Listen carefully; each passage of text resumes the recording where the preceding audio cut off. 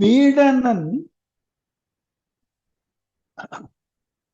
அருகிருந்து ராவணனை பார்த்த மாத்திரத்தில் அவன் மீது பாய்ந்து சென்ற சுக்ரீவன் காலம் தாழ்த்துகின்றான், வருதலை செய்யவில்லை என்ற கவலையில ராமன் கலங்கிய பொழுது அங்கு வீடணன் ராமன் முன்பு சுக்ரீவன் தோன்றுகிறான். அந்த சுக்ரீவனிடம் ராமன் மிக வருத்தத்தோடு பேசுகிறான். நீ இல்லை என்றால் இந்த போரானது எவ்வாறு நிகழும்?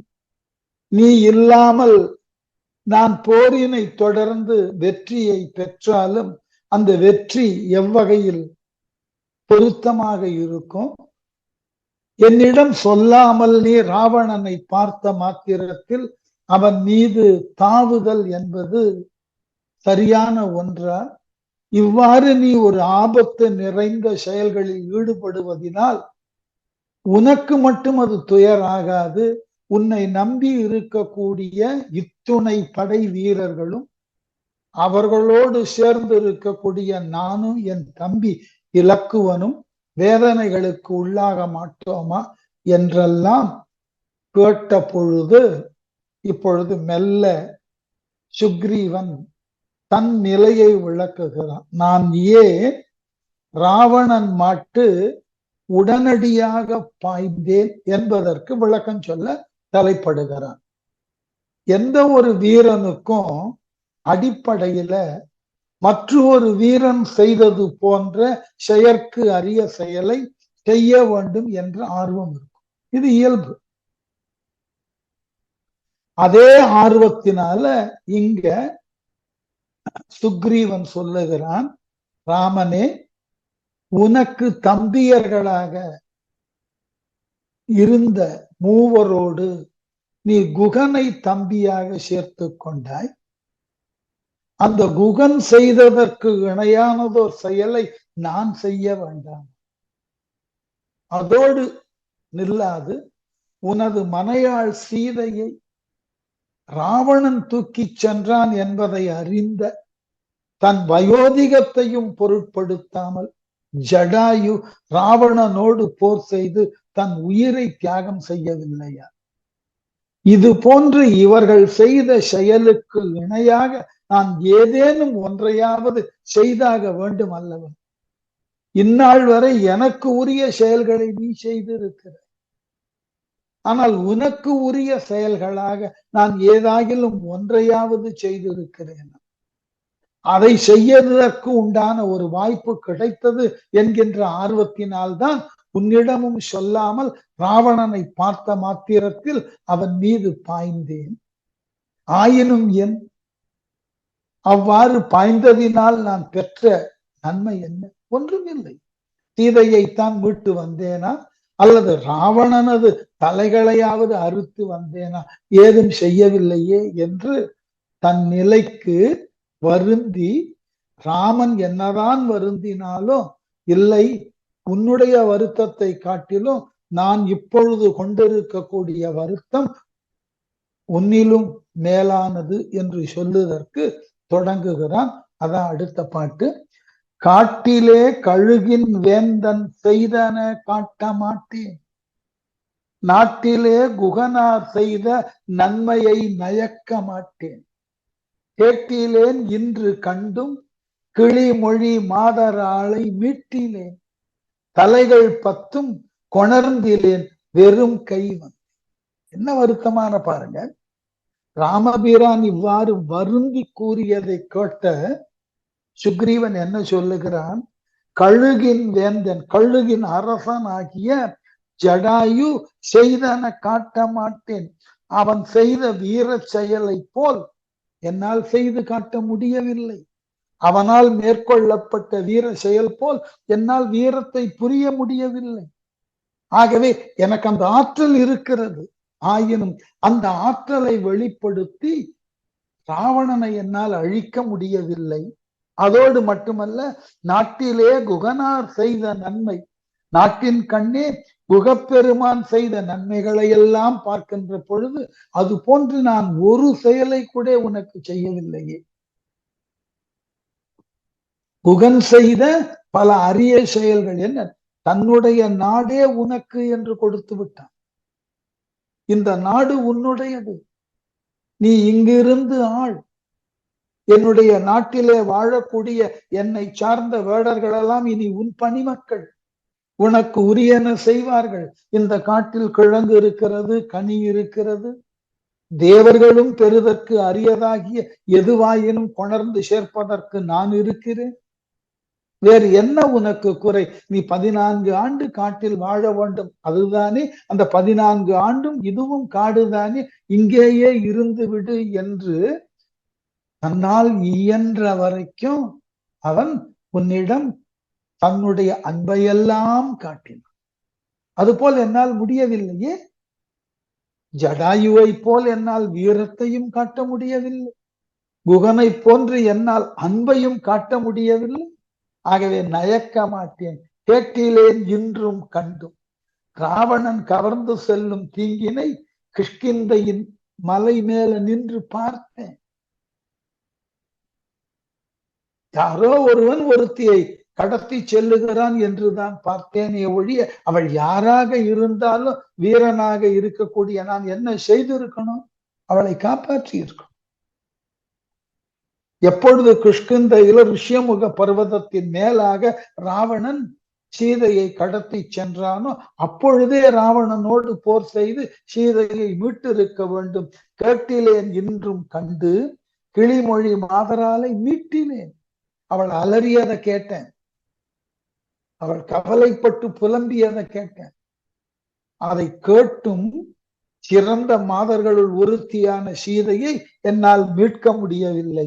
அப்பொழுதுதான் விட்டேன், இப்பொழுது பாய்ந்தேனே. இப்பொழுதாவது உன் மனையாள் சீதையை கை கொண்டவனை அவன் திறங்கள் 10 அறுத்தாவது கொண்டு வந்திருக்க வேண்டும் அல்லவா? தலைகள் 10 கொணர்ந்திலேன், வெறுங்கை வந்தேன். ராவணனுடைய தலைகள் 10 கொண்டு வந்திருக்கணும், அதையும் செய்ய முடியாமல் நான் இப்பொழுது வெறுங்கையனாக உன் முன்னே நிற்கிறேன். நான் எவ்வளவு உரிய தொண்டினை உனக்கு செய்திருக்க வேண்டும், ஒன்றுமே செய்யாமல் இருக்கிறேனே, எனக்காகவா நீ கவலைப்பட்டாய் என்று கேட்டு அடுத்து சொல்றான். வன்பகை நிற்க எங்கள் வானர தொழிலுக்கு ஏற்ற புன்பகை காட்டும் யானோ புகழ் பகைக்கு ஒருவன் போலாம். என் பகை தீர்த்து என் ஆவி அரசடும் எனக்கு தந்த உன் பகை உனக்கு தந்தேன், உயிர் சுமந்து உழலான் என்று. என்ன அழகான வீர வார்த்தை! நான் ராவணனை கொன்று இருக்கலாம், இல்ல, நான் ஏன் செய்யல தெரியுமா? அவன் உனக்கு உரிய பகை, அவன் உன்னால் அழிக்கப்பட வேண்டும். அதுதான் என் மனத்திலே தோன்றின சிந்தனை. ராவணனோடு போர் செய்தேன், அவன் மகுடத்தில் இருக்கக்கூடிய மணிகளை மட்டுமே கொண்டு வந்திருந்தேன். அவனை ஏன் நான் கொல்லாமல் விட்டேன் தெரியுமா? அவனுக்கும் உனக்கும் பகை, அவனை நீ அழித்தல் என்பதுதான் நியாயமானது. அப்பொழுதுதான் ராவணனுக்கு புரியும். அதனால நான் அந்த ராவணனை விட்டு வந்தேன். எப்படி? வன்பகை நிற்க வலிய பகை அழியாமல் அப்படியே இருக்கட்டும். ராவணனுக்கும் எனக்கோ உனக்கோ ராவணனுக்கோ உண்டான அந்த கொடிய பகையானது அப்படியே தொடரட்டும் என்றே நான் வந்தேன். எங்கள் வானர தொழிலுக்கு ஏற்ற புன்பகை காட்டும் யானோ புகழ் பகைக்கு ஒருவன் போலாம். எங்களுடைய குரங்கு செயலுக்கு தக்க அற்ப பகை செயல்களில் ஈடுபாடு காட்டுகின்ற யான் புகழ் பகைக்கு ஒருவன் போலாம். உம்முடைய புகழ் செயல்களுக்கு ஊறு விளைவிக்க ஒருவனாகி போனேன். நான் செஞ்சிருக்க கூடாதுதான். ராவணனை பார்த்த மாத்திரத்தில் அவன் மீது தாவி இருக்க கூடாதுதான். நான் குரங்குதானே, என்ன செய்வோம் நாங்கள்? யாராயிலும் பகை என்று வந்தால் உடனுக்குடனாக அவர்கள் மீது தாவுவோம், பின் விளைவை சிந்திக்க மாட்டோம். நாங்கள் விலங்குகள் தான். அதனாலதான் ராவணனை பார்த்த உடனே அவன் மீது குதித்தேன். உன்னுடைய மேலான பகைக்கு நான் ஒரு குந்தகம் விளைவிக்க நினைத்து விட்டேன். அது தவறுதான். உன்னால் முடியப்பட வேண்டிய செயல் என்னால் முடியுமா என்பதாக நான் செயல்பட்டேனே, அது எவ்வளவு பெரிய தவறு. உன்னுடைய புகழுக்கு நான் ஒரு ஊறு விளைவித்தவனானேன். ஒருவன் போல உன்னுடைய புகழுக்கு பகையை உருவாக்கக்கூடிய ஒருவனாக நான் மாறிப்போனேன். என்னை மன்னித்து விடு. உன் பகை உனக்கு தந்தேன். ராவணன் என்பவன் அழியப்பட வேண்டியது உன்னால். ஆகவே அந்த பகையை உனக்கு தந்தேன். உன் பகை உனக்கு தந்தேன். ஆகவே என் பகை தீர்த்து என்னுடைய பகைவனான வாலியை அழித்து என் ஆவி என் உயிரை அரசடும் எனக்கு தந்த கிஷ்கிந்தையின் ஆட்சி பொறுப்பையும் அரசையும் எனக்கு தந்த நீ, உனக்கு நான் உதவ வேண்டும் என்று ஆசைப்பட்டேன். ஆயினும் அந்த முயற்சியில் எனக்கு வெற்றி கிடைக்கவில்லை. ஆகவே உன் பகை உனக்கு பகைவனான ராவணனை உனக்கு தந்தேன். நான் அவனை அழிக்க இயலாமல் உனக்கே விட்டு விட்டேன். ஆகவே நீயே அவனை அழி. உன்னிடம் சொல்லாமல் நான் ராவணன் மீது பாய்ந்தது தவறுதான். தப்ப செய்திருக்க கூடாது. பெரிய வானரம் என்ன பண்ண முடியும்? குரங்கினுடைய செய்கைகள் வாடிக்கையாக சொல்லுவார்கள், குரங்கு சேட்டைன்னு. அது அப்படித்தான். தனக்கு எதிர்ப்பான ஒருவனை கண்ட உடனே உடனுக்குடனாக மேல பாய, பின் விளைவுகளை யோசிக்கல. அவன் உனக்கு உரிய பகை என்று ஆராயல். ஆகவே ஒரு கால் நான் ராவணனை ஏதாயிலும் ஒரு விதத்தில் கொன்றிருந்தால் உன்னுடைய புகழுக்கு பகை வந்து அதை தந்தவன் நானாக இருப்பேன். ஆகவே ராமா, நான் செய்தது தவறுதான், இவ்வாறு செயல்பட்டது தவறுதான். இப்பொழுது உணர்கிறேன். இப்பொழுது உனக்கு உரிய பகையாகிய ராவணனை உனக்காகவே விட்டுவிட்டேன். நீயே அவனை போர்க்களத்திலே சந்தித்து அவனோடு போர் உடற்றி அவனை அழித்துக்கொள் என்று சொல்லி, செம்புக்கும் சிவன் செங்கண் திசை நிலை கழிற்றின் சிற்ற கொம்புக்கும் குறைந்த அன்றே என்னுடைய குரக்கு புன்தோள். அழகான கற்பனை. அம்புக்கு முன்னம் சென்று உன் அரும் பகை முடிப்பல் என்று வெம்புற்ற மனமும் யானும் தீது இன்றி மீளவன். செம்புக்கும் சிவந்த, செம்பு என்கின்ற உலோகத்தை காட்டிலும் சிவந்த. ஏன் அந்த வார்த்தையை சொன்னார்னா, ஒருவன் கண்ணில வரக்கூடிய கோபம் இருக்கு இல்லையா, அதனால் கண்கள் சிவக்கும். அடுத்த வரிய பாருங்க, செங்கண் திசை நிலை கழிற்றின் சிவந்த கண்களை உடைய திக்கு யானைகள்.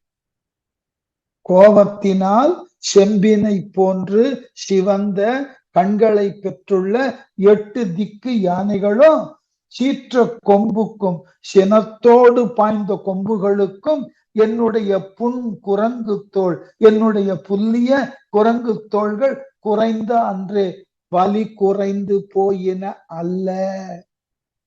என்ன அழகான விளக்கம் பாருங்க. நான் நினைத்திருந்தால் ராவணனை ஏதாயிலும் ஒரு விதத்தில் தண்டித்து இருக்க முடியும், கொன்றிருக்க முடியும். குறைந்தபட்சம் அவன் உடலில ஒரு ஊனத்தையாவது என்னால் ஏற்படுத்தி இருக்க முடியும். எதோட ஒப்பிட்டான் பாருங்க, ராவணனுக்கு போர் செய்தற்கு ஆள் இல்லை என்று 8 திக்கு யானைகளோடு அவைகளின் அது தந்தங்களை தன் மார்பிலே தாங்கி போர் செய்தவன் ராவணன். அந்த 8 திக்கு யானைகள் எந்த அளவில் ஆற்றலோடு ராவணன் மீது போர் செய்தனவோ, அந்த யானைகளினது வலிமையை காட்டிலும் என்னுடைய வலிமை சற்றளவேனும் குறைந்தது அல்ல. நான் என்னை மதிப்பீடு செய்யாமல் ராவணனுக்கு போகல. உன்னிடம் சொல்லாமல் போனது தவறு, நான் மறுக்கல. ஆனால் என் வலிமையை குறைத்து மதிப்பிடாது. 8 திக்கு யானைகளால் பொருதவன் பிறகும் உறுதியோடு இருந்த அந்த ராவணனை நான் தாக்கச் செல்லுகிறேன் என்றால் என்னுடைய தோல் வலி என்பது அந்த யானைகளை காட்டிலும் இளைப்பாம் உடைய ஒன்று அல்ல. நான் புன்குரங்கு என்பதினால எனக்கு ஆற்றலே இல்லைன்னு நினைச்சுட்டியா? இல்ல, எனக்கு ஆற்றல் இருக்கு. ஆகவே குறைந்தது அன்று வலி குறைந்து போயின அல்ல என் தோள்கள். அம்புக்கு முன்னம் சென்று உன்னுடைய அம்புக்கு முதலாக சென்று உன் அரும்பகை முடிப்பல் என்று உனது அரிய பகையை முடிப்பேன் என்று கூறி வெம்புற்ற மனமும் யானும் புழுங்கிய உள்ளமும் நானும் தீங்கின்றி மீள வந்தேன். எந்த விதமான இடையூறு இன்றி பத்திரமாக மீண்டு வந்து விட்டேன். ஏனென்றால் உன் அம்புக்கு இலக்காகவே ராவணன் இருக்கிறான். அவனை நான் அழித்தேன் என்றால் அது தவறானதாகிவிடும். எனக்கு வீரம் இருந்தும் அந்த ராவணனை அழிக்க முடியாமல் உன்னுடைய நிலை என்னை தடுக்கிறதே என்கின்ற அளவுல வெம்பிய மனத்தோடு நான் வெறுங்கையோடு வந்தேன். இல்லை என்றால் ராவணனை நான் ஒரு வழி பார்த்திருப்பேன். ஆகவே என்னுடைய ஆற்றலை குறைத்து மதிப்பிடாதே ராமா. நான் புன் குரங்கு என்பதனால் எனக்கு தோல் வலி இல்லை என்று எண்ணிவிடாது. என்னுடைய ஆற்றலும் பெருமையானது, உயர்ந்தது, ராவணனை போன்றவர்களை அழிக்க வல்லது. ஆயினும் நான் ஏன் செய்யவில்லை என்றால் ராவணன் உன்னுடைய அம்பினுக்கு இலக்கானவன். உன் அம்பினால் அவன் மடியப்பட வேண்டியவன். அதனால் வாய்ப்பு இருந்தும் ஆற்றல் இருந்தும் அந்த ராவணனை ஒன்றும் செய்ய முடியாமல் வாழா வந்தேனே என்று வெம்பிக் கொண்டிருக்கிறேன். நான் எல்லாம் இருக்கு, ஆனால் செய்ய முடியவில்லையே. உன்னுடைய வாக்கினுக்காக, நீ ராவணனை கொல்ல வேண்டும் என்பதற்காக நான் எந்த ஒரு செயலையும் செய்ய முடியாமல் இருக்கிறேனே என்று வெம்பிக் கொண்டிருக்கிறேன். ஆகவே என் ஆற்றலை குறைத்து மதிப்பிட்டு விடாதே, எனக்கு ஏதொன்றும் ஆகாது சொல்லிட்டு மேலும் சொன்னா, நூல் வலி காட்டும் சிந்தை நும்பெரும் தூதன் வெம்போர் வேல்வலி காட்டுவார்க்கும் வில்வலி காட்டுவார்க்கும் வால்வலி காட்டி போந்த வளநகர்ப்புக்கு மற்ற என் கால்வலி காட்டி போந்தேன் கைவலிக்கு அவதி உண்டு. என்ன அழகு, என்ன அழகான அடிப்படையில ராவணன் கிட்ட ஒவ்வொருத்தனும் அவரவருக்கு உரியதாகிய ஆற்றலை காட்டி அவனை ஓரளவு நடுங்க வைத்தார்கள். குறைஞ்சபட்சம் நான் என்னுடைய கைவலியையாவது காட்டிட்டு வரணும்னு தான் போனேன். யாரெல்லாம் என்ன ஆற்றலை ராவணனிடம் காட்டினார்களாம்? நூல்வலி காட்டும் சிந்தை, கற்ற நூல்களில் இருந்து வலிமையை, தன்னுடைய சொல் வன்மையை காட்டக்கூடிய மனம். நும்பெரும் தூதன், உன்னுடைய பெருமைக்குரிய தூதுவன் அனுமன் ராவணன் போயிட்டு தன் வாய் வலியை காட்டியிருக்கான். மிக அழகாக உன்னை பற்றி எடுத்து சொல்லி ராவணன் செய்தது தவறு என்பதை விரிவாக அவன் அறியும் அளவிலே சொல்லி தன்னுடைய வாயினது ஆற்றலை காட்டி இருக்கிறான். அதோட நிக்கல, உன்னுடைய தூதுவனாக போனவன் வெம்போர் வேல்வலி காட்டுவார். அவனை எதிர்த்து தாக்க வந்த ராவணனை சார்ந்த வீரர்களுக்கும் வில்வலி காட்டுவார்க்கும், அவனை தாக்குதற்கு வில்லினை வளைத்து அம்பு எய்தவர்களுக்கும் வால்வலி காட்டி, தன்னுடைய வாளினது வலிமையை காட்டி இலங்கையையே அழித்து விட்டு வந்தவன் உன்னுடைய தூதனாகிய அனுமன். வால்வலி காட்டி போந்த வளநகர்ப்புக்கு மற்ற என், அப்படி என்னுடைய படையில இருந்த ஒருவன் அனுமன் தன்னுடைய வாளினது வலிமையை இலங்கையில காட்டிட்டு வந்தான் இல்லையா? அந்த அனுமனுக்கு நான் மன்னன், நான் எவ்வாறு செயல்படுவேன் என்பதை ராவணன் தெரிந்து கொள்ள வேண்டாமா? அதனால் நான் என்ன செய்தேன்? ராவணனது வளநகரினுள் புகுந்து அன்றொரு காலத்துல ஹனுமன் அழித்தான். இப்ப நான் நுழைந்து என்ன செய்தேன்? என் கால்வலி காட்டி தந்தேன். என்னுடைய காலினது ஆற்றல் எப்படிப்பட்டது என்பதை ராவணனுக்கு உணர்த்தி விட்டு வந்தேன். காலால் அவன் மார்புல உதைச்சிட்டு வந்திருக்கேன். என் கால்வலி காட்டி என்னுடைய கால் வலிமையை காண்பித்து வந்தேன். கைவலிக்கு அவதி உண்டோ? என் கைவலிமைக்கு எல்லையும் உண்டோ? கால்ல உதைச்சதுக்கே அவன் மகுடத்தில் இருக்கிற ரத்தினங்களை எல்லாம் கொண்டு வந்து விட்டேன். கையால உதைச்சிருந்தால், கையால் அவன் அடித்திருந்தால், அதான் கேட்கிறான், கைவலிக்கு அவதி உண்டோ? என் கை வலிமைக்கு எல்லை உண்டா? கால் வலிமைக்கே அவனுடைய மகுடங்கள் எல்லாம் போயின. கையால் அவனை தாக்கி இருந்தா கடுமையாக தாக்கி இருக்கு. இந்த பாட்டை சொல்லும் போது எனக்கு ஒரு வேடிக்கையான பாட்டு, ஒரு கருத்து, அழகான ஒரு பாட்டு. அது குமரகுருபரர் எழுதின ஒரு இலக்கியம். அந்த இலக்கியத்துல ரொம்ப வேடிக்கையாக சொன்ன, மற்ற ஊர்கள் எல்லாம் யமன் வருவதற்கு வாய்ப்பு இருக்கு, ஆனா மதுரை எம்பதியில யமன் வருவதற்கு வாய்ப்பு இல்லை. ஏன்னு கேட்டதுக்கு ஒரு விளக்கம் சொல்றார் குமரகுருவர். ஒரு முறை மார்கண்டேயன அவனது உயிரை எடுக்க வந்த யமன தனது இடக்கால்ல உதைச்ச சிவபெருமான் இல்லையா? அந்த இடக்கால்ல உதைப்பட்டதனால யமன் மயக்கமுற்றான். ஏனென்றால் இடது பக்கம் என்பது சிவபெருமானுக்கு அம்பிகையின் அம்சம், பார்வதி. ஆகவே பெண்மையினுடைய நளினத்தோடும் மென்மையோடும் யமனை உதைச்சதுனால யமன் மயக்கம் போட்டான், உயிரை விடல. ஆனா மதுரையில போனா என்ன சிக்கல்? மதுரையில சிவபெருமான் கால் மாறி ஆடுகிறார். இடது கால ஊன்றி வலது கால தூக்கி ஆடு. அந்த மதுரை அம்பதிக்கு யமன் வந்தா என்ன ஆகும்? வலது காலில் உதைப்பாரு. இப்ப வலது காலில் யமனை உதைத்தால் அப்புறம் யமன் அங்க எங்க இருக்க முடியும்? அழிந்து போவார். அதனாலதான் மதுரையில யமன் வர்றதையே நிறுத்திட்டான் என்று குமரகுருவர் அழகான கற்பனையில சொல்லுவார். அது போல என்னுடைய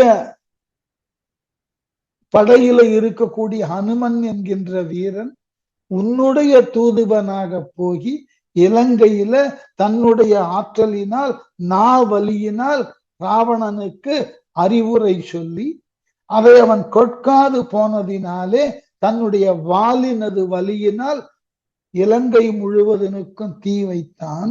அவனுக்கு அரசன் நான். அப்ப நான் அவனை விட உயர்ந்த ஆற்றல் உடையவன் காமிக்கணுமா வேண்டாமா? அதனாலதான் என் கால்வலியை காண்பித்தேன். பறந்து சென்று ராவணனை காலால உதைத்தேன். ஆனால் என்னுடைய கைவலி என்பது எல்லையில்லாதது. ஒண்ணு யாரும் பார்க்கல. ஆகவே என்னுடைய கைகளும் வலிமை வாய்ந்தனதான். ஆகவே சும்மா ஒரு சான்று ராவணனை அழிக்க வேண்டும் என்ற நோக்கம் இல்லை, கொஞ்சம் அச்சுறுத்தவாவது நான்.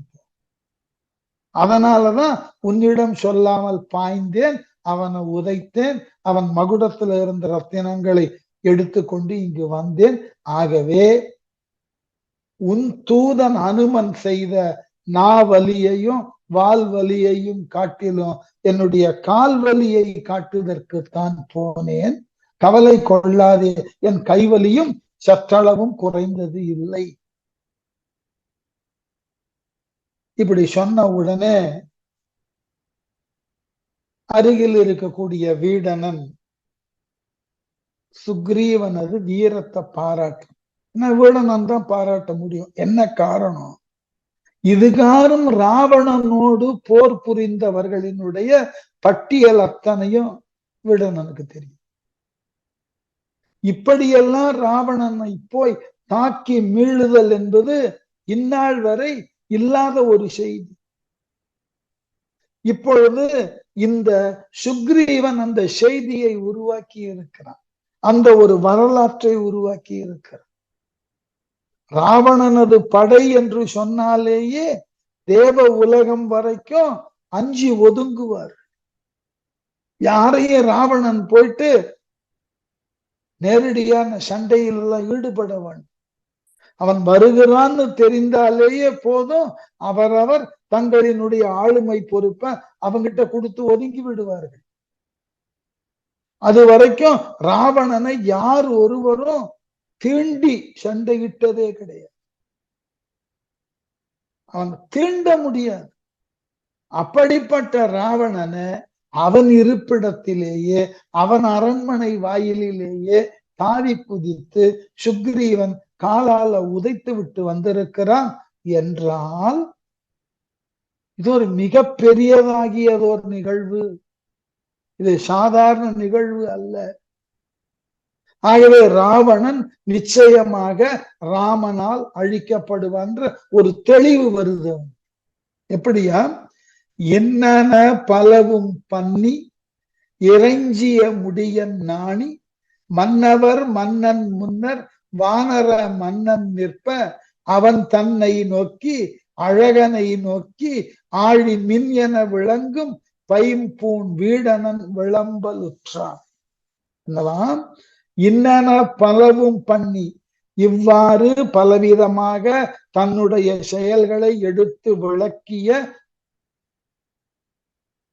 சுக்ரீவன் இறைஞ்சி முடியன் நானே ராமனிடம் பணிந்து வணங்கி தான் செய்த செயலுக்கு கொஞ்சம் வெட்கப்பட்டான்.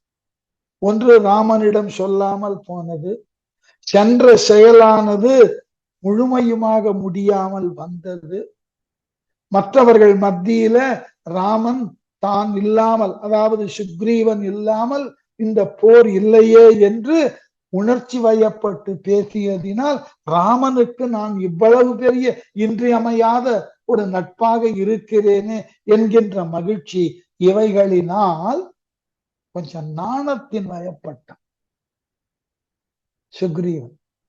ஆகவே நாணி மன்னவர் மன்னன் முன்னர், மன்னவர்களுக்கு எல்லாம் மன்னவனாகிய ராமன் முன்னாடி வானர மன்னன் நிற்ப, நாணி வானர மன்னன் நிற்ப, கொஞ்சம் வெட்கப்பட்ட சூழல்ல நாம் இப்படி ஒரு செயலை செய்து விட்டோமே என்று மேலும் வெட்கம் கொண்டு நாணத்தோடு ராமன் பக்கத்துல சுக்ரீவன் நிற்ப அன்னவன் தன்னை நோக்கி, அப்படி வெட்கப்பட்டு நின்று கொண்டிருக்கக்கூடிய சுக்ரீவனை பார்த்து அழகனை நோக்கி அருகில் இருந்த ராமனையும் பார்த்து ஆழி மின் என விளங்கும் பைம்பூன் வீடனன், கடலிலே தோன்றிடும் மின்னலை போலே ஒளிவிடும் ஆபரணங்களை அணிந்தவனாகிய வீடனன் விளம்பலுற்றான். அவன் கொஞ்சம் பேச ஆரம்பிச்சான். ராவணனை இப்படி போய் யார் ஒருவரும் தனித்து நின்று தாக்குதல் என்பது நடவாத காரியம். அந்த வேலையை சுக்ரீவன் செஞ்சிருக்கான். ஆகவே ராமனானவன் கவலையினால சுக்ரீவன் செய்தது சரியா தவறா உயர்வா என்றெல்லாம் பாராட்ட கூட இல்லை.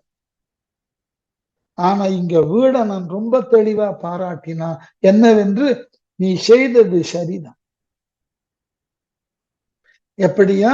வாங்கிய மணிகள் அண்ணான் தலைமிசை மௌலி மேலே ஓங்கிய அல்லவோ, மற்ற இனி அப்பால் உயர்ந்தது உண்டோ, தீங்கினன் சிரத்தின் மேலும் உயிரினும் சீரிது அம்மா, வீங்கிய புகழை எல்லாம் வேறொடும் வாங்கி விட்டாய். அழகு. இதுக்குதான் நான் முன்னாடியே சொன்னேன், போன வகுப்புல, பழைய காலத்துல எதிரியோடு போர் செய்கின்ற பொழுது அவனை கொல்ல வேண்டும் என்பது மட்டும் நோக்கம் இல்லை, அவனை வெற்றி கொள்ள வேண்டும் என்பதற்காக அவனை கொல்லுதல் செய்ய வேண்டும் என்ற சட்டம் இல்லை. மாறாக அவனது மகுடத்தை கைப்பற்றலாம். இல்லை என்றால் அவனை கைப்பற்றி அவனது தலைமுடியை மழிக்க வைக்கலாம், மொட்டையடிக்க வைக்கலாம். மூன்றாவது, அவனது மேல் ஆடையை கைப்பற்றினால். இந்த 3 செயல்களால் கூட நாம் ஒரு எதிரியை தோற்கடிக்க முடியும். எல்லாத்துக்கும் புராணத்துல சான்று இருக்கு, இதிகாசத்துல சான்று இருக்கு. ஒன்றும் வேண்டாம், எல்லாம் கிளைக்கதைகள் மூலமாக பெறப்பட்ட செய்திகள் தான். இப்போ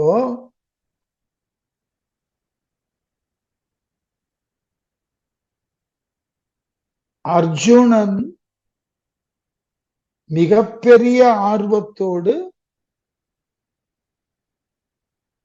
இந்திரபிரஸ்தத்துல ஒரு நகரை நிர்மாணித்து அதன் பிறகு தருமன் அங்கு மன்னனாக முடிசூடி ஒரு விழா நடக்கிறது. அந்த விழாவில் பல மன்னர்கள் வந்திருக்கிறார்கள். அர்க்கியம் யாருக்குன்னு என்ற கேள்வி எழுந்த பொழுது கண்ணனுக்குன்னு எல்லோரும் சொல்ல சிசுபாலன் அதை எதிர்த்தான். சிசுபாலனுக்கு ஆதரவாக துரியோதனனும் போர் செய்தற்கு கிளம்பினான். அப்ப சிசுபாலனை கண்ணன் முடித்து விட்டான். இப்ப துரியோதனனும் வில்லெடுத்ததற்கு ஏதாகிலும் அவனுக்கு ஒரு தண்டனை கொடு. நான் வந்தது விழா, போருக்கு இல்ல. விழாவினுடைய சூழல்ல போருக்கு அழைக்கிறது தப்பு. ஆகவே ஆயுதங்களை எடுப்பதும் தப்பு. அப்ப அவனுக்கு என்ன ஒரு தண்டனை கொடுக்கலாம் அப்படின்னு கேட்ட பொழுது ஆளுக்காள் ஒன்று சொன்னார்கள். திரௌபதி ஒரு தண்டனையை சொன்னாள். என்ன? இந்த விழா முடிந்து மீண்டு துரியோதனன் அத்தினாபுரம் செல்லுகின்ற வரைக்கும், எத்தனை நாள் இருக்கிறானோ அந்த நாட்கள் முழுவதும், பிறகு அத்தினாபுரம் சென்று சேருகின்ற வரைக்கும் அவனிடம் உள்ள ஆயுதத்தை அவன் தீண்டக்கூடாது. இப்பதான் துரியோதனன் வருத்தப்பட்ட, இதற்கு பதிலாக என்னை நீங்கள் கொன்று கூட இருக்க. ஒரு வீரனிடமிருந்து அவனது ஆயுதத்தை பறித்தல் என்பது அவனுக்கு கொடுக்கப்படக்கூடிய மிக மோசமான தோல்வி. முதல் செய்தி. முடியெடுக்கலாம் எங்க?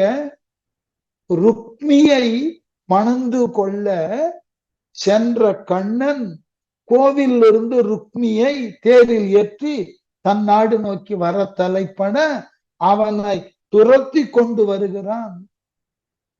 ருக்மணியினுடைய சகோதரனான ருக்மி. வர்ற வழியில 2 பேருக்கும் போர் நடக்கிறது.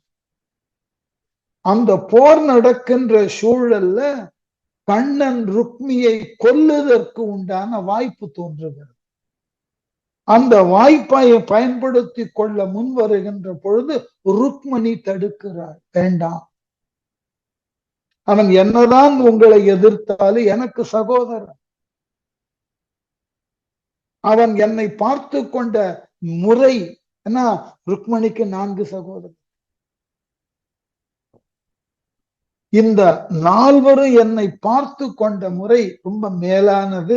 ஆகவே எனக்காக அவனது உயிரை எடுக்காதீர்கள், விட்டு விடுங்கள்னு சொன்ன பொழுது கண்ணன் ருக்மி என்னிடம் தோற்றான் என்பதை சொல்லுவதற்காக அவனது தலைமுடியை மழிக்க சொல்லுது. இதுவும் பாரதத்துல இதிகாசத்துல இருக்கக்கூடிய ஒரு நிகழ்ச்சி. ஆகவே அதே போல இந்த ஆடைகளை எல்லாம் எடுத்து வருதல் ராமாயணத்துல பின்னாடி போர்க்களத்திலேயே இந்த மோகனாஸ்திரம்னு ஒரு அஸ்திரம் இருக்கு.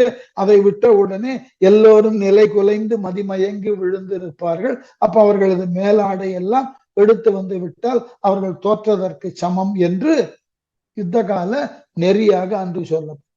இப்படியெல்லாம் நீங்க எதிரியை தோல்விக்கு உட்படுத்தலாம். அவனை கொல்லத்தான் வேண்டும் என்கின்ற சட்டம் இல்லை. அதை நினைவில் வைத்துக் கொண்டு இந்த பாட்டை பாடு. நீ ராவணனை கொல்லலன்னு வருத்தப்படுற சுக்ரீவா, கவலைப்படாத. அதை விட மோசமான தண்டனையை நீ கொடுத்துட்டு வந்துட்ட. என்ன தண்டனை? வாங்கிய மணிகள், அவன் தலையில இருந்து மகுடத்தில் உண்டான மணிகளை பறித்து வந்தாயே, அந்த மணிகள் எங்கிருந்தன? அவன் மகுடத்துல. அந்த மகுடம் அவன் தலையில இருந்தது இல்லையா? அண்ணான் தலைமிசை மௌலி மேலே. மௌலின்னா மகுடம். அண்ணான்னா ராவணன். ராவணனினுடைய தலை மேல இருந்த மகுடம், அந்த மகுடத்திற்கு மேலே ஓங்கிய அல்லவோ அதுக்கு மேல இருந்த ரத்தினத்தை நீ எடுத்து வந்தாயே. இதை காட்டிலும் வேறு என்ன சிறப்பு சொல்றது உன் வீரத்திற்கு? நீ மிகுந்த வீரம் உடையவன். ஓங்கிய அல்லவோ, அது பெருமைக்கு உரியது அல்லவோ. மற்ற இனி அப்பால் உயர்ந்தது உண்டோ? இதுக்கப்புறம் வேற எந்த விதத்தில் மற்றவர்கள் ராவணனை அவமானப்படுத்த முடியும்? நீ செய்த செயல்தான் மிக உயர்ந்த செயல். இனி அப்பால் உயர்ந்தது ஒன்று உண்டோ? அவன் தலைமுடிக்கு மேல ஒண்ணு இருக்கு இல்லையே, அதன் மீது இதுகாரும் இருந்த ரத்தினத்தை கொண்டு வந்தாயே, இது ஒன்றே போதுமே. ஆகவே தீங்கினன் சிரத்தின் மேலும் தீமைகள் நிறைந்த அவனது தலைகளை விடவும் உயிரினும் அவனது உயிரை விடவும் சீரிது சிறப்புடையனவாக கருதிய அவை. எது? அவன் மகுடத்துல இருந்த ரத்தினங்கள். வீங்கிய புகழை எல்லாம் இந்நாள் வரை யார் ஒருவருக்கும் தோற்று அறியேன் என்று பெருமையோடு பறந்துபட்ட புகழை உடைய ராவணன் இப்பொழுது உன்னிடம் தொற்று இருக்கிறான். அந்த தோல்விதான் எதன் மூலமாக பெறப்பட்டது? அவன் தலையில் இருந்த மகுடத்தில் உள்ள ரத்தினங்களை நீ எடுத்து வந்ததினால். ஆகவே அவனது உயர்ந்தோங்கிய புகழ் அனைத்தையும் வேரோடும் வாங்கி விட்டாய், வேரோடு பறித்து வந்து விட்டாய். நீ கொண்டு வந்தது ரத்தினம் இல்ல, ராவணனோட புகழ். வீடனனுக்கு தெரியும், இதுவரைக்கும் ராவணனை யார் ஒருவரும் எதிர் நின்று போர் செய்ததே கிடையாது. அவ்வளவு ஆற்றல் மிக்கவன் ராவணன்.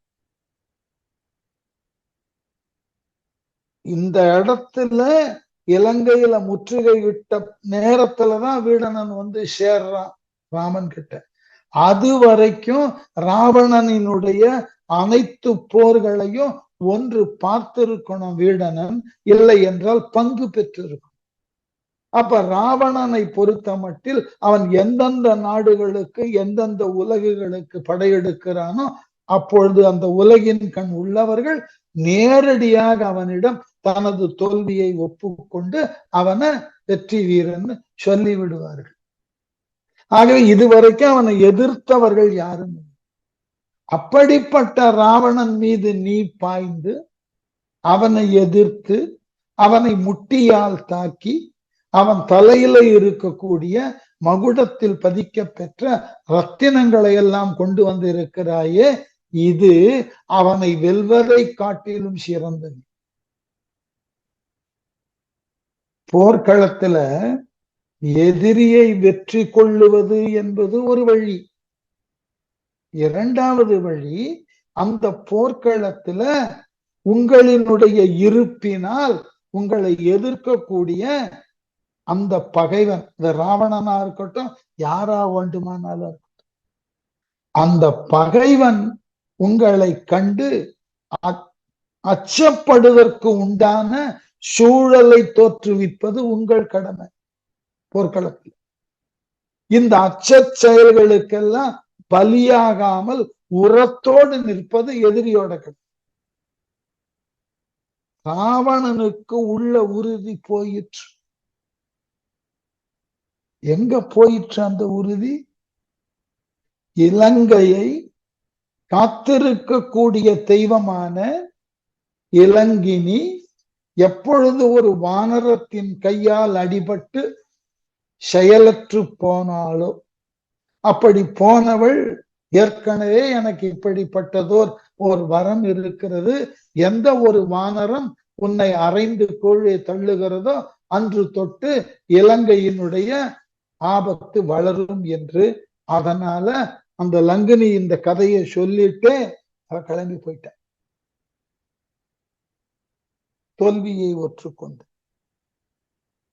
அப்போ எல்லாருக்கும் தோற்றல் என்பது ஒரு அடிப்படையான விதிகளுக்கு உட்பட்டது என்றால், இப்ப இந்த சுக்ரீவன் ராவணன் மீது பாய்ந்து அவன் மகுடத்தில் இருக்கக்கூடிய ரத்தினங்களை கை கொண்டு வந்தான் என்றால், அவன் தலையை கொண்டு வந்ததற்கு இணையாக அவனது வீரம் பேசப்பட வேண்டுமா? தருமணி இமைக்கும் தோளாய் மன்னிக்கணும்,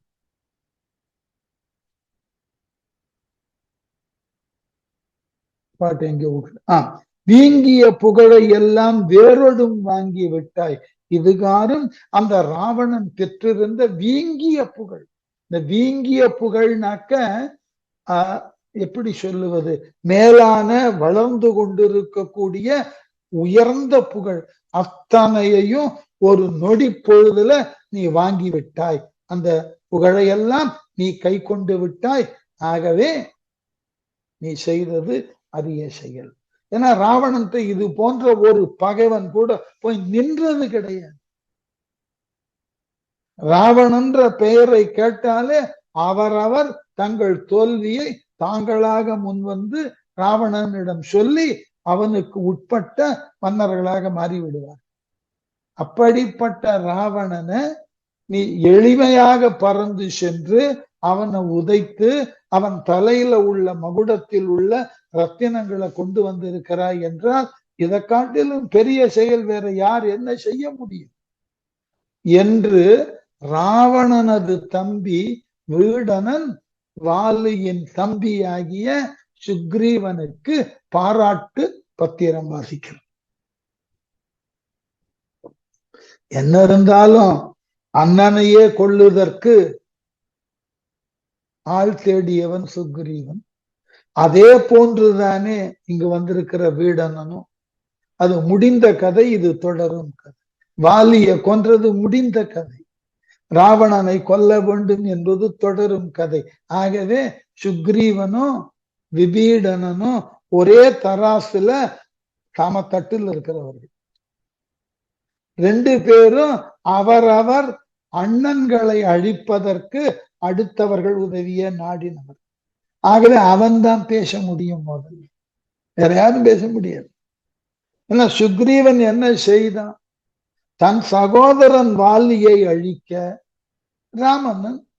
ராமனின் உதவியை நாடி.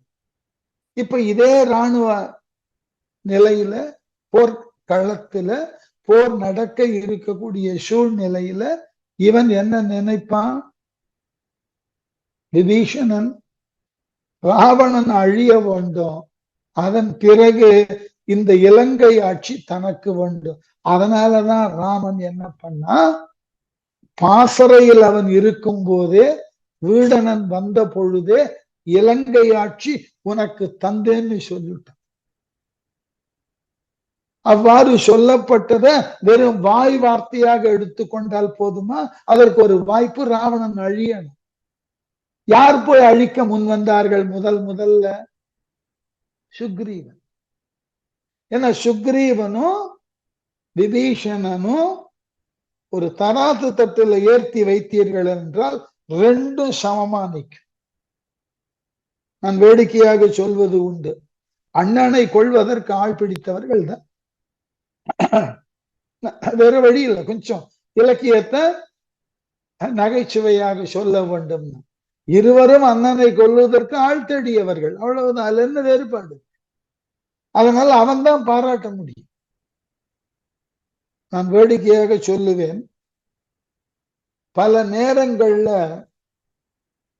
மகிழ்ச்சி சிலரை ஒன்று சேர்ப்பதை காட்டிலும் துன்பம் வெகு எளிதில் ஒருவரை ஒருவர் ஒன்று சேர்த்து விடும். கொஞ்சம் கஷ்டம் அது. அதுக்கு நீங்க இளம் பிராயத்திலெல்லாம் நீங்கள் படித்த பள்ளிகள் எப்படி செயல்பட்டனன்றது உங்களுக்கு தெரியுமான்னு தெரியாது, அனுபவத்தை சொல்லிடுறேன். பழைய காலத்துல நாங்கள் எல்லாம் படிக்கும் போது தேர்வு முடிந்து கோடை விடுமுறை ஆரம்பிக்கும். அது முடிந்து பள்ளி திறப்பதற்கு ஒரு 15 நாட்கள் முன்பு தேர்வு முடிவுகள் வெளியே ஒட்டப்பட்டது. அந்த முடிவுகள் ஒட்டப்பட்டு இருக்கக்கூடிய பலகை இருக்குல்ல, அதுல என்ன மாதிரி ஒட்டி இருப்பார்கள்னா, 6ஆம் வகுப்பிலிருந்து 7ஆம் வகுப்பு போனவர்களுக்கு, அதாவது பாஸ் ஆகி தேர்ச்சி அடைந்து போனவர்களை நீல மையில எழுதியிருப்பார். 6லிருந்து 7க்கு போகக்கூடியவர்கள் நீல மையில எழுதி அந்த 7ஆம் வகுப்புல எந்த பிரிவுல போய் அமரணும்னு அதுக்கு குறிப்பிட்டிருப்பாரு. தேர்ச்சி அடையாது தோற்றவர்களை சிகப்பு மையில பேர் எழுத. இப்போ இந்த தேர்வு முடிவை பார்க்க வர்ற ஒருத்தன் அவன் தேர்ச்சி பெற்ற அந்த நீல மையில் எழுதப்பட்ட பெயர் பட்டியல் அவன் பெயர் இருந்ததுன்னா உடனே சந்தோஷம் வரும். ஐயா நான் பாஸ், ஓடி போயிடுவோம்.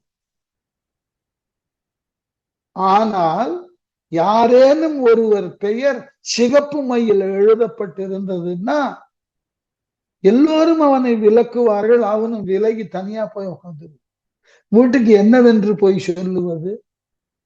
அந்த சூழ்நிலையில அவனை போன்று மற்றொரு தோல்வி அடைந்தவனை போய் பக்கத்துல வந்து அமர்ந்தான்னா 2 பேருக்கும் நட்பு ரொம்ப அழகா வளர்ந்து.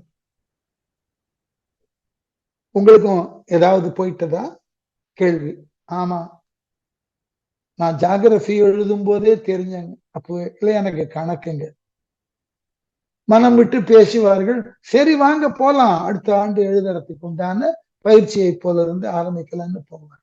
ஆனால் வெற்றி பெற்றவன் ஒன்னா சேர மாட்டான்.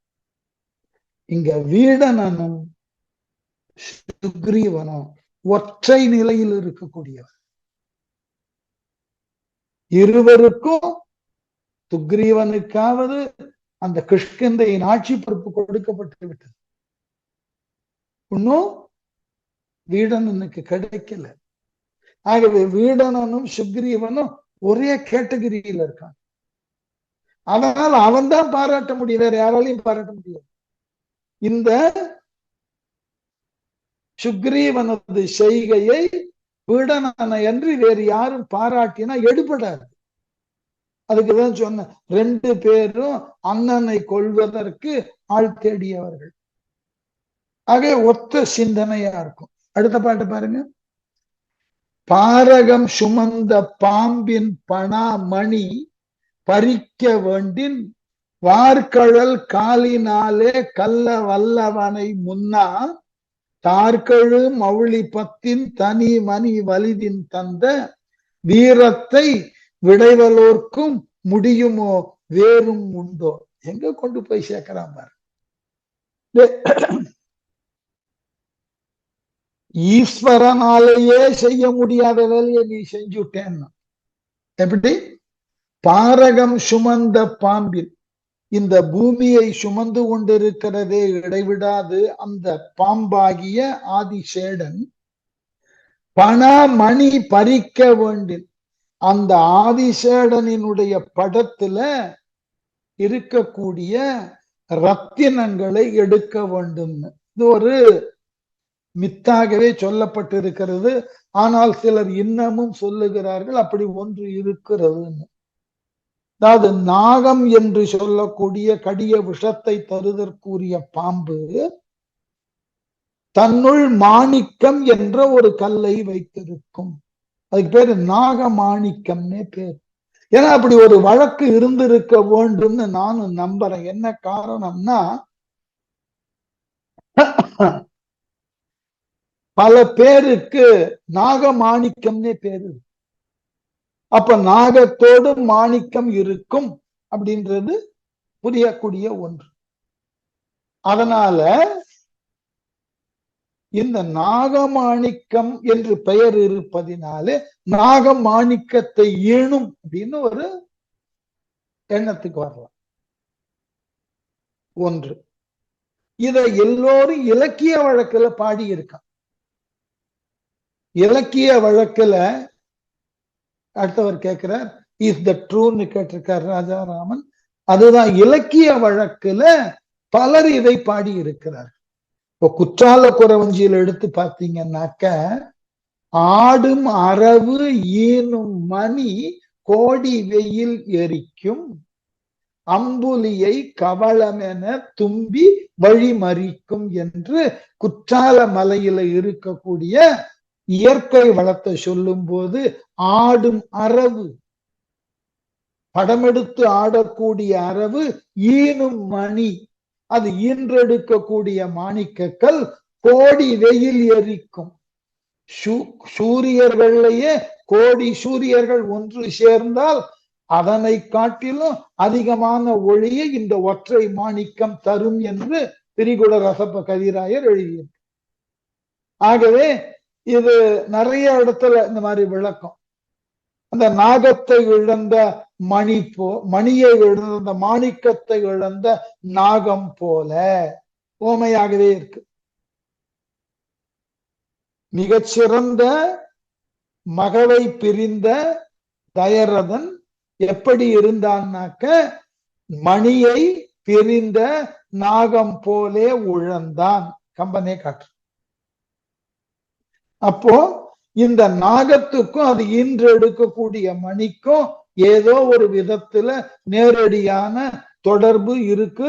அந்த நாகம் மணியினை ஈனுதற்கு உண்டான வாய்ப்பு உண்டு என்று இலக்கியங்கள் பேசுகிறது. எதுவும் நான் நேர்ல பார்த்ததில்லை.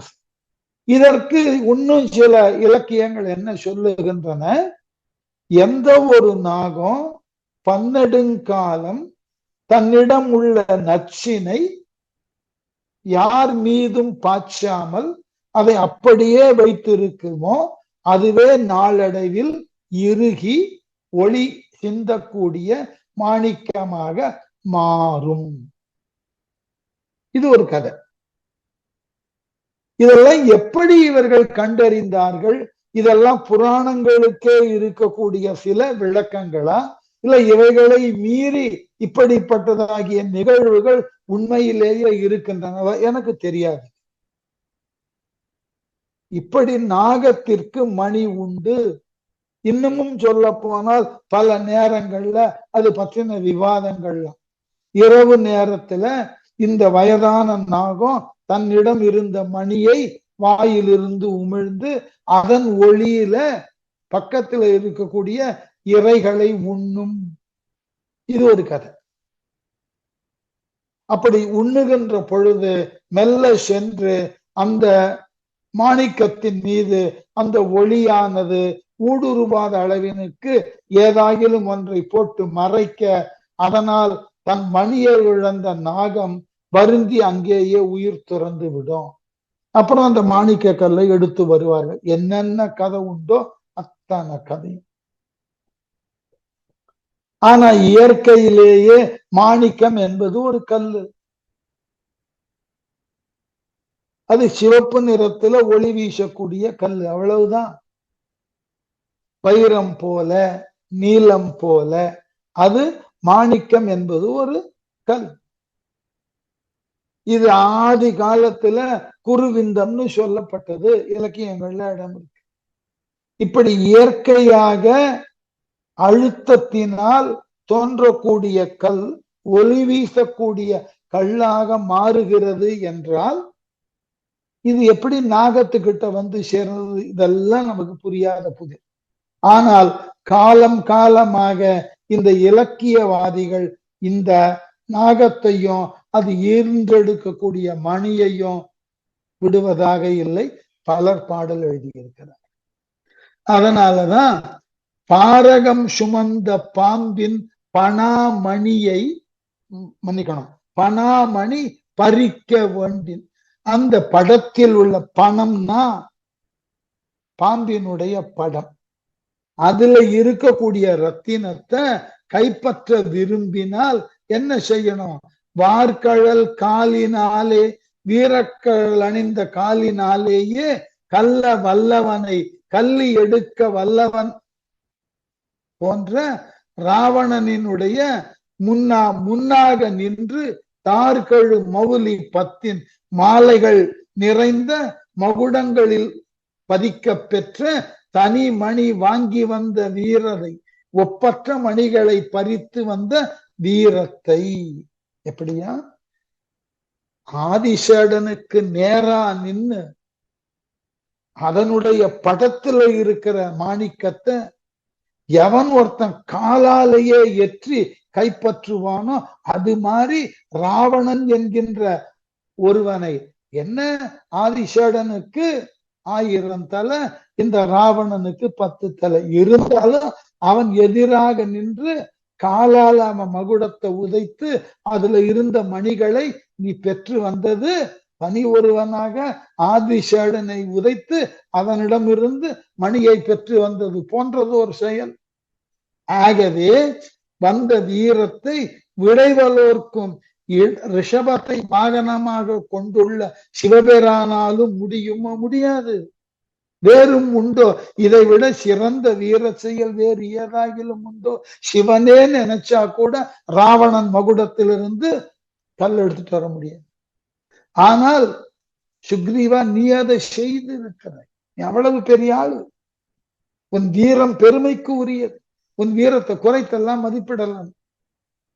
கருமணி கண்டத்தான் தன் சென்னியில் கரை வெண்திங்கள் பருமணி வண்ணன் மார்பின் செம்மணி பறித்திட்டாலும் தருமணி இமைக்கும் தோளாய் தசமுகன் முடியில் தைத்த திருமணி பறித்து தந்த வென்றியே சீரிது அன்ற உண்ணு ஏத்தனம். எப்படியா? கருமணி கண்டத்தன்.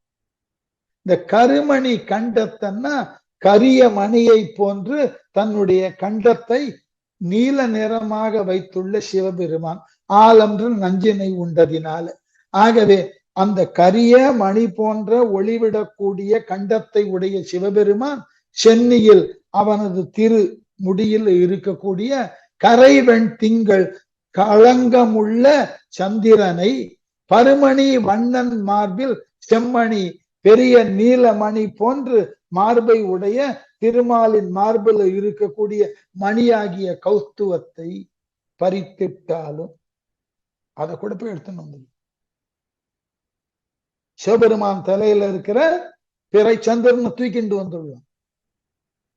நாராயணன் மார்பில் இருக்கக்கூடிய கௌஸ்துவம்ன்ற மணியை தூக்கி கொண்டு வரலாம். ஆனால் இந்த இரண்டை காட்டிலும் அரியது கடினமானது எது தெரியுமா? ராவணனை எதிர்த்து நின்று அவன் மகுடத்துல இருக்கக்கூடிய ரத்தினங்களை கைப்பற்றி வருவது. நீ அதை செஞ்சிருக்க.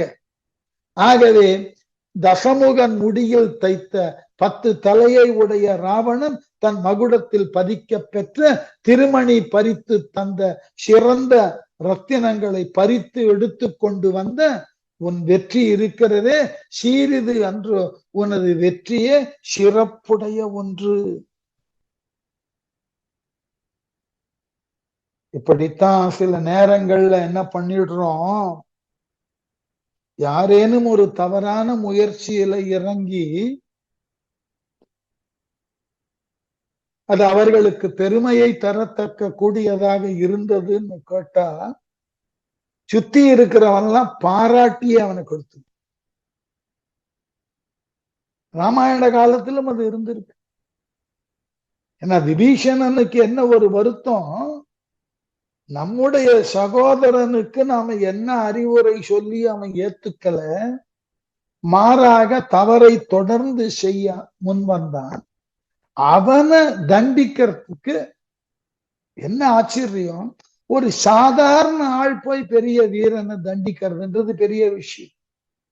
அது வானரத்தினுடைய பிரதிநிதியாக இருக்கக்கூடிய சுக்ரீவன் அரக்கர்களினது பிரதிநிதியாக இருக்கக்கூடியவனும் தலைவனுமான ராவணனது மகுடத்தை உதைத்து அதில் உள்ள மணிகளை எடுத்து வந்தான்னா இவன் சிவன் கிட்ட இருக்கக்கூடிய சந்திரனையும் எடுத்து வருவான், திருமால் மார்பில் இருக்கக்கூடிய கௌஸ்துப மணியையும் எடுத்து வருவான். அப்படிப்பட்ட வீரத்தினுக்கு உரியவன் இந்த சுக்ரீவன் என்று வீடனன் பாராட்டி தொடருகிறான். மேலும் தொடிமணி இமைக்கும் தோளாய்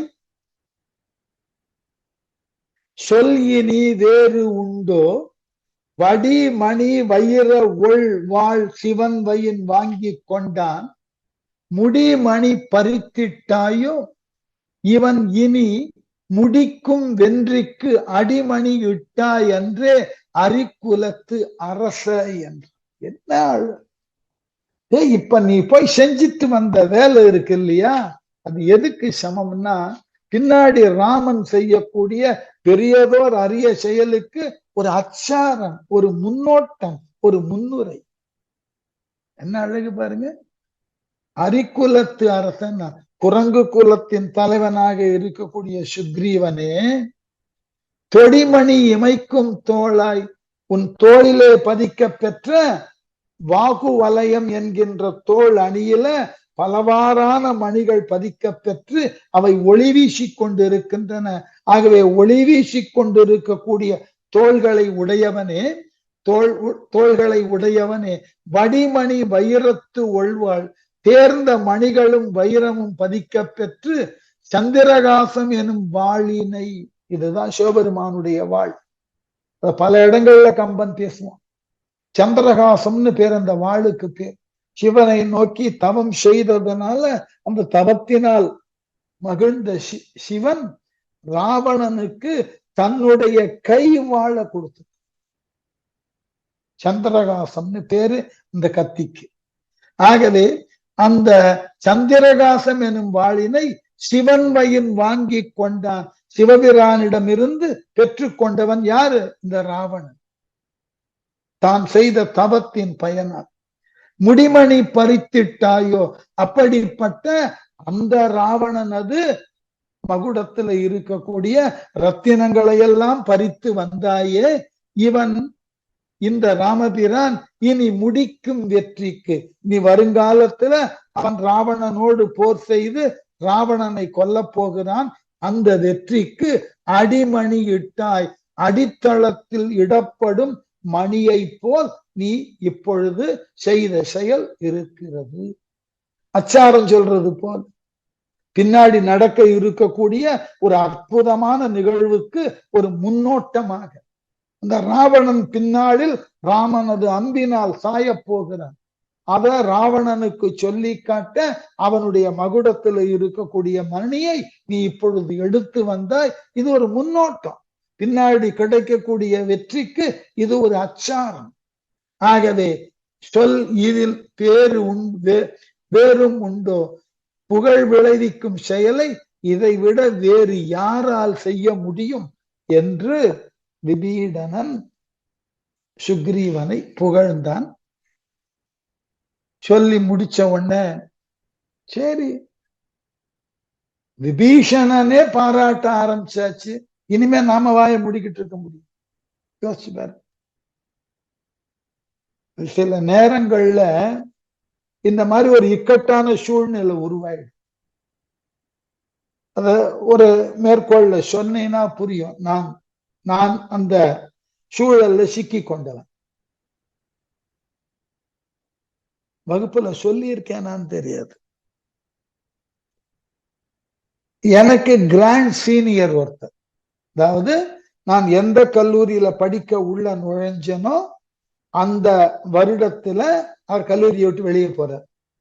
ஜூன் மாதம் நான் கல்லூரியில என்னுடைய பட்டப்படிப்பை தொடருவதற்கு நுழையிறேன். அதற்கு முன்பிருந்த மே மாதத்துல தேர்வு எழுதி வெற்றி பெற்று கல்லூரியை விட்டு வெளியே போனவர் ஒருவர்.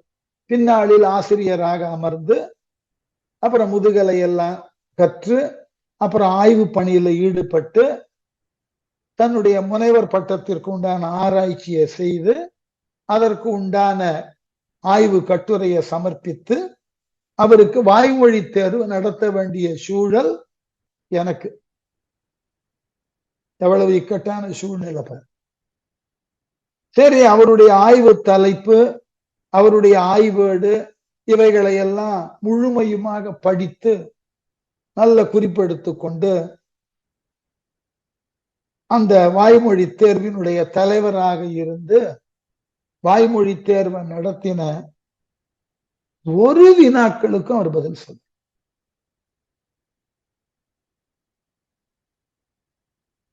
அப்போ வேற வழி இல்லை, ஏதாவது பதில் சொல்லினால்தான் அதை யாரும் அதற்காக அவரை உடனே முனைவர் பட்டத்துல இருந்தெல்லாம் தர முடியாதுன்னு சொல்றதற்கு வாய்ப்பு இல்லை. ஆனால் வாய்மொழி தேர்வுல நான் கேட்ட நெறியாளர் அல்லது தேர்வாளர் என்ற முறையில நான் கேட்ட கேள்விக்கெல்லாம் பதில் சொல்லல. நான் ரொம்ப தயங்கி கொண்டிருந்த பொழுது இறுதியில ஒரு முடிவை சொன்னேன். நான் கேட்ட கேள்வி ஏதொன்று எனக்கு இவர் பதில் சொல்லல. ஆனால் இந்த பொது வாய்மொழி தேர்வினுக்கு வந்துள்ள இத்துணை பேரும் இவருக்கு முனைவர் பட்டம் கொடுக்கலாம்னா கொடுத்துடலாம், எல்லாரும் ஒட்டுமொத்தமாக கொடுக்கலாம்னு சொன்ன. அப்போ எது சட்டம் என்பது எதனை தீர்மானிக்கிறதோ அதை மாற்றி பொதுமக்கள் சில நேரங்கள்ல சட்ட திருத்தத்தை கொண்டு வந்து விடுவார். தவிர்க்க முடியாது, ஏற்றுக்கொண்டுதான் ஆகும். அப்போ ராவணன் மீது இந்த சுக்ரீவன் பாய்ந்தத என்னிடம் சொல்லாமல் செய்தாய் என்கின்ற அளவில் வருத்தப்பட்டான் ராமன்.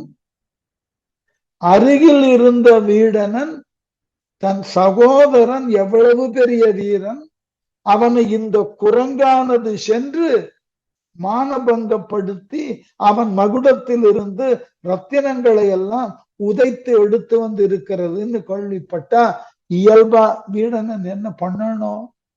கோபப்படும். யுத்தத்தினுக்கு தயாரே ஆகாத நிலையில அவன் மீது நீ எவ்வாறு யுத்தம் தொடுத்தாய் கேட்டு. அதுக்கு மாறா இந்த சுக்ரீவன் செய்த செயல வீடனன் வானலாவ புகழ்ந்துட்டான். அந்த சுக்ரீவன சிவனுக்கும் நாராயணனுக்கும் இணையா வச்சு பேசிட்டான். இதற்கு மேல நாம வாயை மூடிக்கொண்டு இருந்தால் வேற விதமான சிந்தனைகள் வந்துடும். நாம செய்த செயல ராமன் ஏன் பாராட்டல? ராவணனது தம்பியாகிய விபீடனனே என்னை பாராட்டுகின்ற பொழுது இந்த ராமன் ஏன் என்னை பாராட்டவில்லை? இந்த சிந்தனை வந்ததுன்னா ஒரு பெரிய போர்ல தலைமையின் மீது அவநம்பிக்கை தோன்றுவிட்டது என்றால் போர் வெற்றியை நோக்கி போக. அப்படி தோற்றவர்கள் ஏராளம் இந்த மன்னன். தான் எடுத்துக்கொண்ட படை வீரர்களை நம்பி போர்க்களத்துல இறங்குதல் என்பதற்கு முன்பு அவர்களை மதிப்பீடு செஞ்சிருக்கும். ஆகவே வீடனனே பாராட்டிட்டான். அவன் அண்ணனை அவமானப்படுத்தி விட்டு வந்த இந்த சுக்ரீவனை விபீஷணனே பாராட்டி விட்டான். இனிமே நாம பாராட்டாம இருக்க முடியாது. அவன் பாராட்ட ஆரம்பிச்சான். வென்றி அன்று என்றும் வென்றி வீரர்க்கு விளம்பத்தக்க நன்றி அன்று என்றும் அன்று நானிலம் எயிற்றில் கொண்ட பன்றி அன்று ஆகின் இது ஆர் இயற்றுவர் பரிவின் என்ன இன்று இது வென்றி என்று ராமனும் இறங்கி சொன்னான்.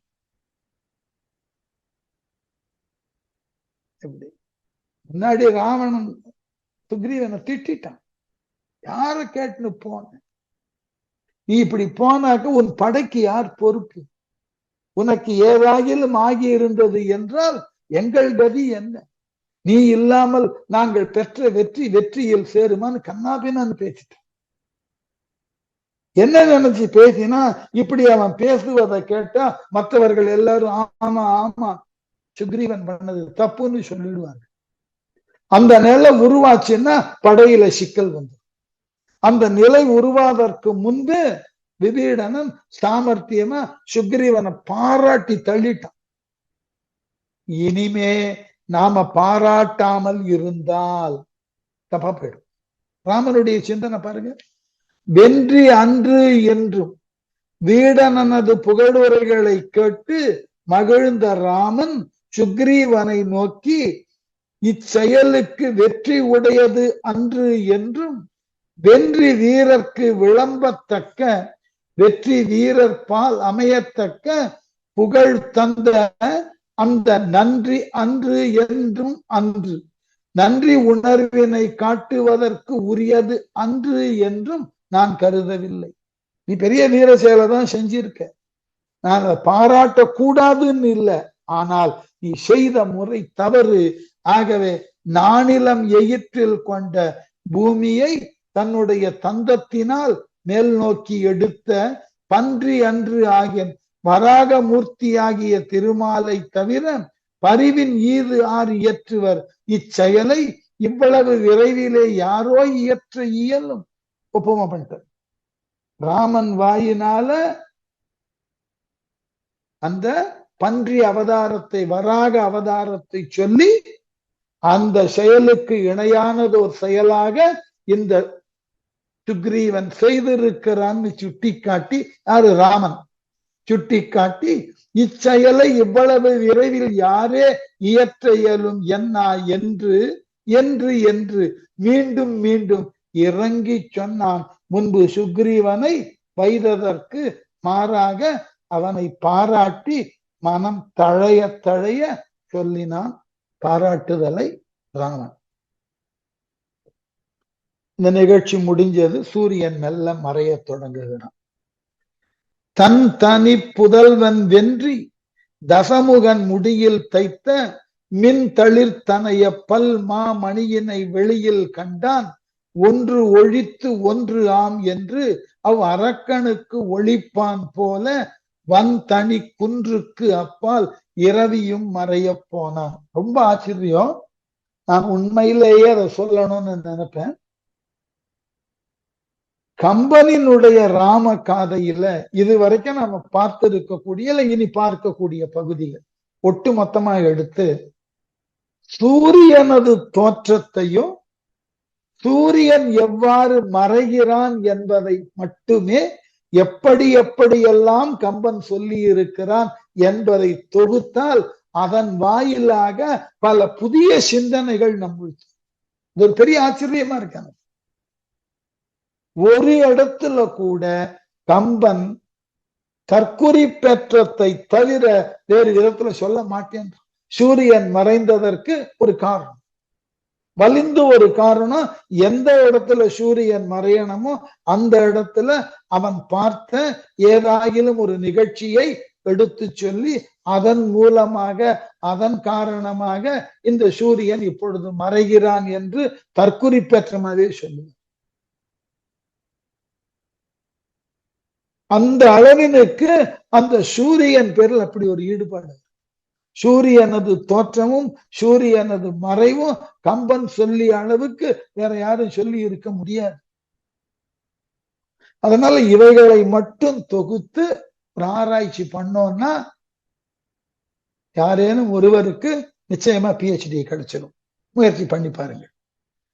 தன் தனி புதல்வன் வென்றி தசமுகன் முடியில் தைத்த மின் தளிர்த்தனைய பல்மா மணியினை வெளியில் கண்டான்.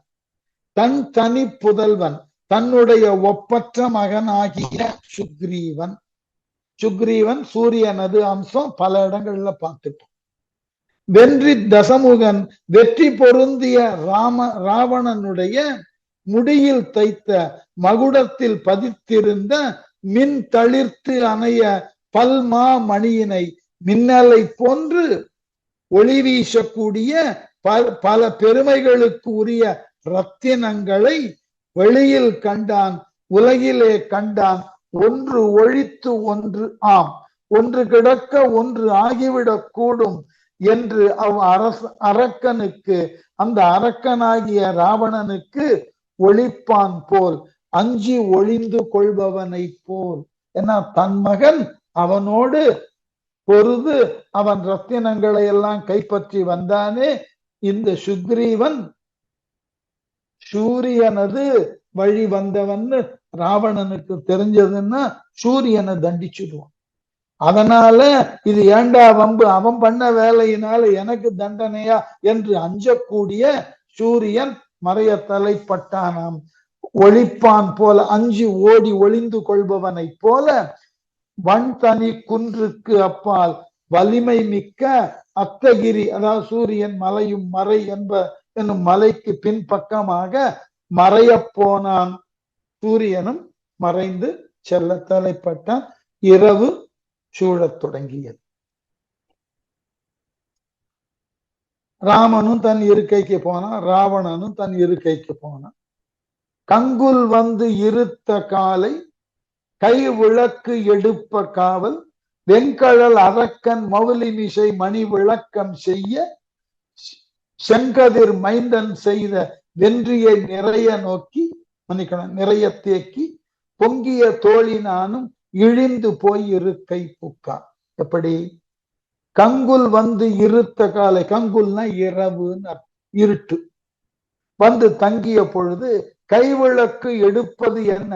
கைவிளக்கு எடுத்து வருவது போல. இருட்ட போகணும்னா அன்னைக்கெல்லாம் மின் வசதி கிடையாது, கைவிளக்கு தான் போன்று வெம் கழல் அரக்கன், கடிய வீர கழலினை உடைய அரக்கனாகிய ராவணன் மவுலிமிசை மணி விளக்கம் செய்ய மகுடத்தில் மீது பதித்திருந்த மணிகளே இருள் அகற்றும் விளக்காக ஒளி செய்ய செங்கதிர் மைந்தன் செய்த வென்றியை சிவந்த கதிர்களை உடைய சூரியனது மைந்தனாகிய சுக்ரீவன் செய்த வெற்றியை நிறைய தேக்கி மனத்தினுள்ளே நிறைத்து கொண்டு இழிந்து போய் சுவேல மலையிலிருந்து இறங்கி சென்று பொங்கிய தோளினானும் பூரித்த தோள்களை உடைய ராமனும் இருக்கை புக்கான், தன்னுடைய இடத்திற்கு சென்றான். 2 பேர் அவரவர் இருப்பிடம் சென்றார்கள். நாளைக்கு போர், அதுக்கு திட்டமிடணும். என்றானும் இணைய தன்மை எய்தா இலங்கை வேந்தன் நின்றார்கள் தேவர் கண்டார் என்பது ஓர் நாணம் நீள அன்று ஆய மகளிர் நோக்கம் ஆடவர் நோக்கமாக பொன்றாது பொன்றினான் தன் புகழ் என இழிந்து.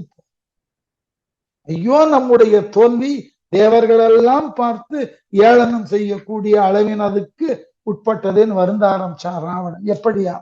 என்றானும் எந்த நாளிலேயும் இணைய தன்மை, இத்தகைய இழிந்த நிலையை ராவணன் பார்த்ததே இல்லையா? எய்தாத இலங்கை வேந்தன், அடைந்தே அறியாத இலங்கை வேந்தன், அவன் மகுடத்தை எவனாவது உதைக்கிற மாதிரி அவன் கனவு கூட காண முடியாது, அப்படிப்பட்ட வீரன். நின்றார்கள் தேவர் கண்டார், சுக்ரீவனால் தான் அடைந்த இழிநிலையை வானத்தில தேவர்கள் நின்று அத்தனை பேரும் பார்த்திருக்கான் என்பது ஓர் நாணம் நீள என்பதினால் ஒரு வெக்கமே வந்ததான். நாம் இது நாள் வரைக்கும் அடக்கி ஆண்டு கொண்டிருக்கக்கூடிய இந்த தேவர்கள் நான் தோற்றத, என் மகுடத்துல இருந்த ரத்தினத்தை இழந்தத என்ன ஆர்வமா பார்த்து கொண்டிருப்பார்கள். அதனால வெட்கப்பட்டானா ராவணன். ஆகவே வெட்கம் ஓங்க அன்று அப்பொழுது ஆய மகளிர் நோக்கம், சுற்றி இருந்த அரண்மனை மகளிர் கூட்டத்தின் காதல் பார்வையெல்லாம் ஆடவர் நோக்கமாக, காதல் குறிப்பற்ற வெறும் ஆடவர்களின் பார்வையாகி போக, யார் அவனை நயத்தோட பார்க்கல. ஆகவே போக பொன்றாது பொன்றினான், சாகாமல் செத்து போனான். இதற்கு பதிலாக செத்தே போயிருக்கலாம் பிசிக்கலா. ஆகவே இறந்து போனான். தன் புகழ் என தன் புகழானது இறங்குவது போல இழிந்து போனான். கோட்டையை நோக்கி அந்த கோபுரத்திலிருந்து இறங்கி போனான். அவன் புகழ் இறங்குவது போல அவன் மேல இருந்து இறங்கி தன் கோட்டையை நோக்கி செல்ல தலைப்பட்டான். அடுத்தது அணிவகுப்பு படலம் அடுத்த வகுப்புல தொடரும்.